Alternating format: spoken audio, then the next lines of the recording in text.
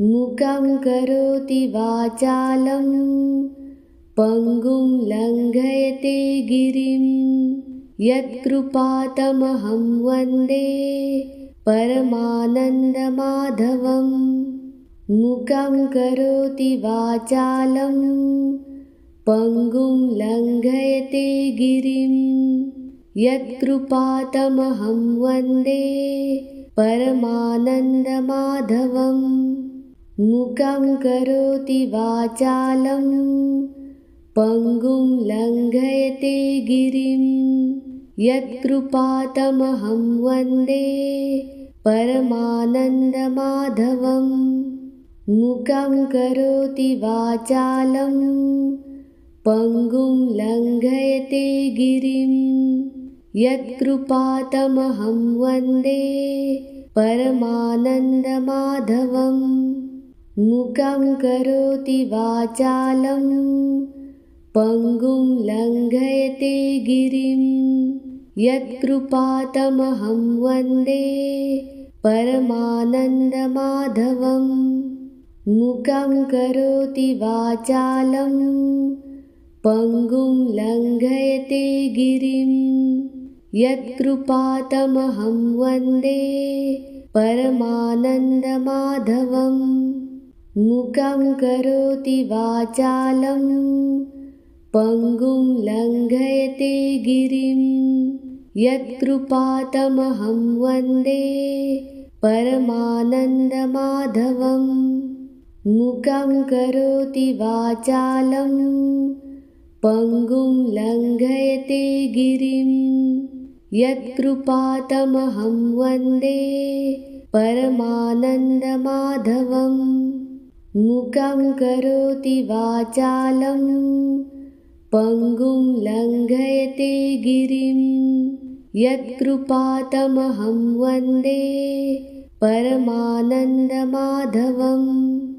मूकं करोति वाचालं पङ्गुं लङ्घयते गिरिं यत्कृपातमहं वन्दे परमानन्दमाधवम्। मूकं करोति वाचालं पङ्गुं लङ्घयते गिरिं यत्कृपातमहं वन्दे परमानन्दमाधवम्। मूकं करोति वाचालं पङ्गुं लङ्घयते गिरिं यत्कृपातमहं वन्दे परमानन्दमाधवम्। मूकं करोति वाचालं पङ्गुं लङ्घयते गिरिं यत्कृपातमहं वन्दे परमानन्दमाधवम्। मूकं करोति वाचालं पङ्गुं लङ्घयते गिरिं यत्कृपातमहं वन्दे परमानन्दमाधवम्। मूकं करोति वाचालं पङ्गुं लङ्घयते गिरिं यत्कृपातमहं वन्दे परमानन्दमाधवम्। मूकं करोति वाचालं पङ्गुं लङ्घयते गिरिं यत्कृपातमहं वन्दे परमानन्दमाधवम्। मूकं करोति वाचालं पङ्गुं लङ्घयते गिरिं यत्कृपातमहं वन्दे परमानन्दमाधवम्। मूकं करोति वाचालं पङ्गुं लङ्घयते गिरिं यत्कृपातमहं वन्दे परमानन्दमाधवम्। मूकं करोति वाचालं पङ्गुं लङ्घयते गिरिं यत्कृपातमहं वन्दे परमानन्दमाधवम्। मूकं करोति वाचालं पङ्गुं लङ्घयते गिरिं यत्कृपातमहं वन्दे परमानन्दमाधवम् मूकं करोति वाचालं पङ्गुं लङ्घयते गिरिं यत्कृपातमहं वन्दे परमानन्दमाधवम्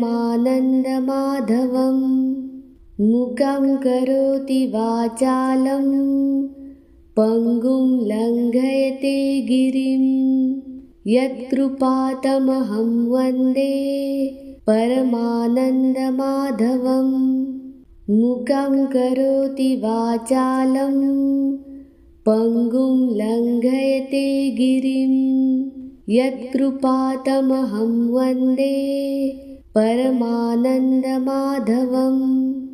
मूकं करोति वाचालं पङ्गुं लङ्घयते गिरिं यत्कृपातमहं वन्दे परमानन्दमाधवम् मूकं करोति वाचालं पङ्गुं लङ्घयते गिरिं यत्कृपातमहं वन्दे परमानन्दमाधवम् मूकं करोति वाचालं पङ्गुं लङ्घयते गिरिं यत्कृपातमहं वन्दे परमानन्दमाधवम्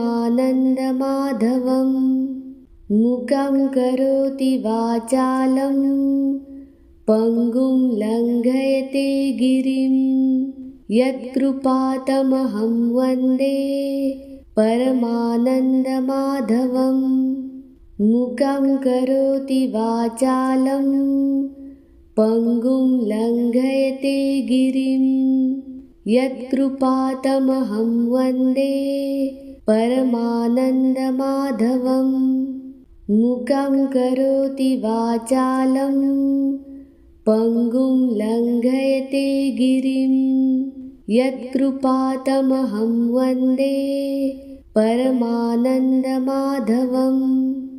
मूकं करोति वाचालं पङ्गुं लङ्घयते गिरिं यत्कृपातमहं वन्दे परमानन्दमाधवम् मूकं करोति वाचालं पङ्गुं लङ्घयते गिरिं यत्कृपातमहं वन्दे परमानन्दमाधवम्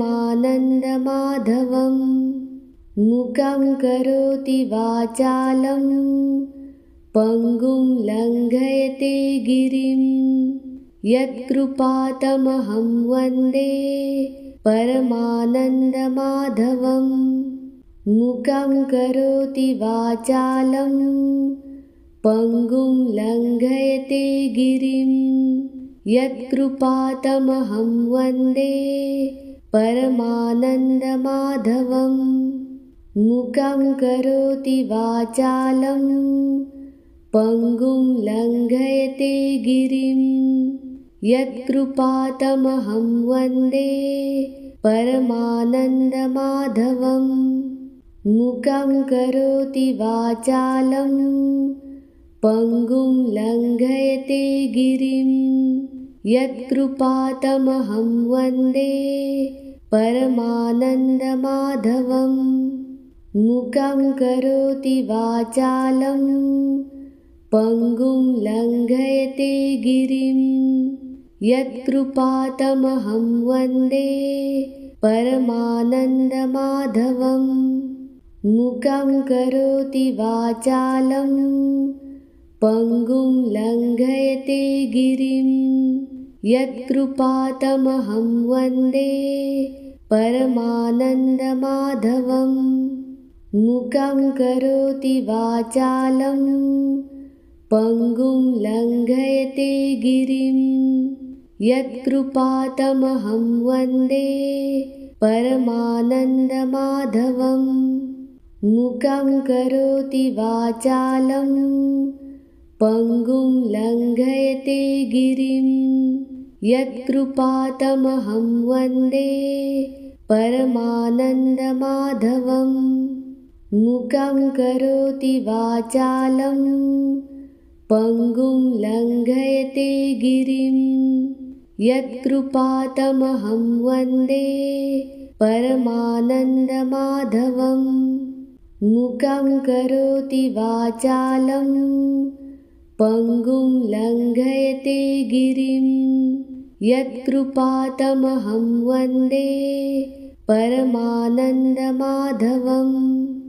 मूकं करोति वाचालं पङ्गुं लङ्घयते गिरिं यत्कृपातमहं वन्दे परमानन्दमाधवम् मूकं करोति वाचालं पङ्गुं लङ्घयते गिरिं यत्कृपातमहं वन्दे परमानन्दमाधवम्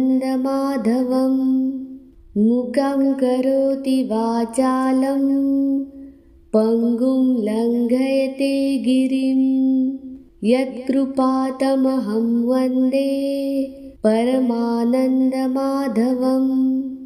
मूकं करोति वाचालं पङ्गुं लङ्घयते गिरिं यत्कृपातमहं वन्दे परमानन्दमाधवम् मूकं करोति वाचालं पङ्गुं लङ्घयते गिरिं यत्कृपातमहं वन्दे परमानन्दमाधवम् मूकं करोति वाचालं पङ्गुं लङ्घयते गिरिं यत्कृपातमहं वन्दे परमानन्दमाधवम् मूकं करोति वाचालं पङ्गुं लङ्घयते गिरिं यत्कृपातमहं वन्दे परमानन्दमाधवम् मूकं करोति वाचालं पङ्गुं लङ्घयते गिरिं यत्कृपातमहं वन्दे परमानन्दमाधवम् मूकं करोति वाचालं पङ्गुं लङ्घयते गिरिं यत्कृपातमहं वन्दे परमानन्दमाधवम् मूकं करोति वाचालं पङ्गुं लङ्घयते गिरिं यत्कृपातमहं वन्दे परमानन्दमाधवम्